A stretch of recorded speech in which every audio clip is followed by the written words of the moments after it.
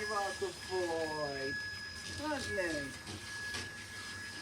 Bryson, You are a good boy. you're doing so well. You are.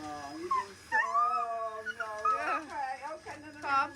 Bryson really does not like having a bath. Oh, gosh. It has taken patience and encouragement to get him to this stage. When he first started coming to be groomed, he would try and jump out of the bath and constantly shake his wet fur. So Mum and me would be as wet as him. You're okay. Good boy, Bryson. Good boy. Oh, what a good boy we've been today. Aren't we? He's getting a bit agitated, but we are able to calm him down quickly and he's back to his happy self.